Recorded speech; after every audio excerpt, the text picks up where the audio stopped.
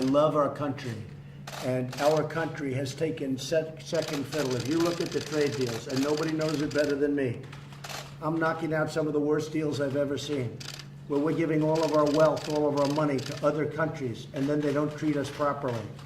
Where we're protecting other rich countries, very, very rich countries, including, by the way, a country that happens to be very much in the news, Saudi Arabia, immensely wealthy, and we're taking care of their military for a fraction of the cost. Not fair to us. Other countries also, immensely wealthy countries, and we have to get reimbursed for that. We should not be the world's police keeper and not get reimbursed. And by the way, when I bring up to the heads of countries like Japan, Prime Minister Abe, a friend of mine, I bring it up, he looks at me, and he goes, I understand. They understand it. Nobody's ever asked him. I said, have you ever asked? I said, have you ever been asked, like, you have to be, like, help out? Nobody's ever asked. So that's a pretty unfair thing. I'll get back to you. I'll get back to you. Wait. I'm going to get back to you. It's nice and Could I ask my follow-up? No, not now. I'll get back to you, I said. Can you tell us what you think about what the British president said today? And also, have you heard What President Erdogan said? Yes, sir. Well, he was pretty rough on Saudi Arabia, I would say, but I haven't gotten a full recap. As you know, I have people in Turkey and I have people in Saudi Arabia and other places, and they're all coming back as we speak. They're heading back. I'll know, I think, everything in a very short period of time. It's a bad situation, but certainly President Erdogan was not complimentary of what happened. That was a terrible thing that happened, okay? Do you believe him when he says he believes the Saudi Arabian leadership? I want to see the facts first. Look, Saudi Arabia's been a really great ally. They've been one of the biggest investors, maybe the biggest investor in our country. They are doing hundreds of billions of dollars worth of investments, and so many jobs, thousands and thousands of jobs. And if you look at the other side, Iran, you look at what they've done to people, vicious, horrible. And that's no excuse for what happened with Saudi Arabia, no excuse whatsoever. But you take a look, it's a rough part of the world. It's a nasty place, it's a nasty part of the world. But if what happened, and if the facts check out, it's something that's very bad. At the same time, they have been a very good ally of ours. They've been helping us a lot with respect to Israel.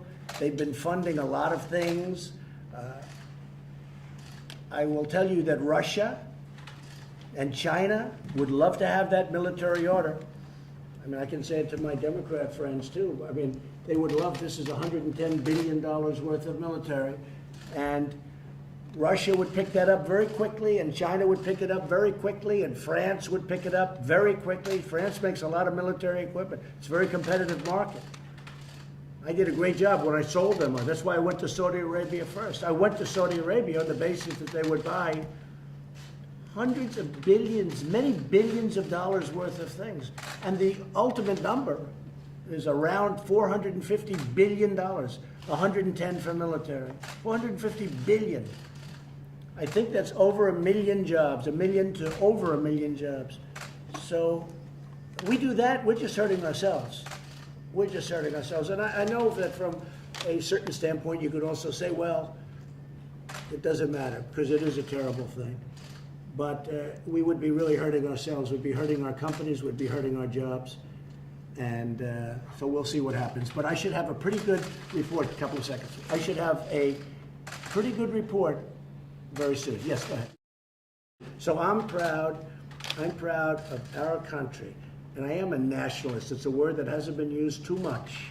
Some people use it, but I'm very proud. I think it should be brought back. I'm somebody that wants to help other countries of the world, but I also have to take care, we have to take care of our country.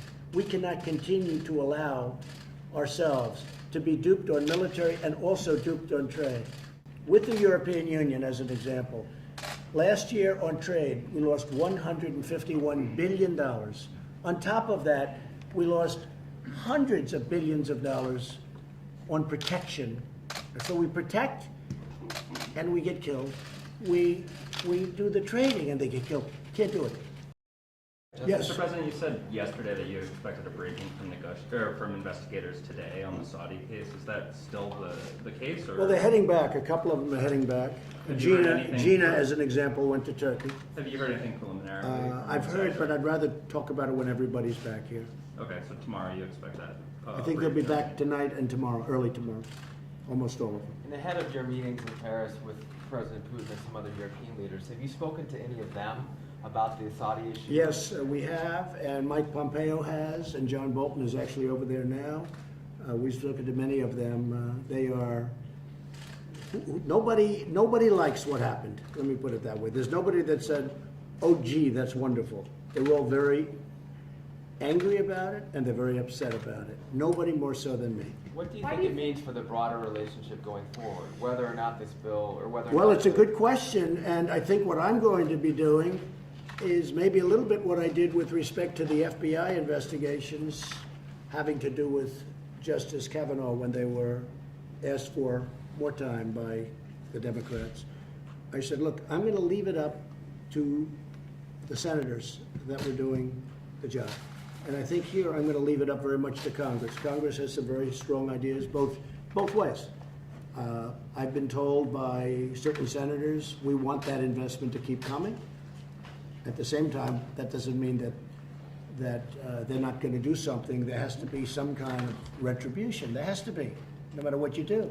I've been told by others that they don't want investment of $450 billion. I think that's foolish, but there are some that feel that. But I'm going to leave it very much, in terms of what we ultimately do, I'm going to leave it very much in conjunction with me up to Congress. And that means Congress, both Republicans and Democrats, and one independent. Right? But I want to have the folks in Congress come back and make recommendations to me. Because I'd like that to be a bipartisan recommendation. I think we can get a bipartisan recommendation, I really do. Because I don't think they feel any differently than I do. Terrible. It's a terrible thing. Mr. President, why do you think something like this could have happened? Do you think that there was a failure of leadership on the world stage, that Saudi Arabia wasn't concerned about? They had a very bad original concept. It was carried out poorly, and the cover-up was one of the worst in the history of cover-ups. It's very simple. Bad deal, should have never been thought of. Somebody really messed up, and they had the worst cover-up ever. And where it should have stopped is at the deal standpoint, where they thought about it, because whoever thought of that idea, I think, is in big trouble. And they should be in big trouble. Okay? Yes. Anybody else? Mr. President, one more thing on the caravan. You had said that there were Middle Easterners in the caravan. Can you explain that? Are you saying there are terrorists? Well, there in could that very well caravan? be. Yeah, there could very well be. And if you look at, Do you know for sure? I have very good information. I have very good information.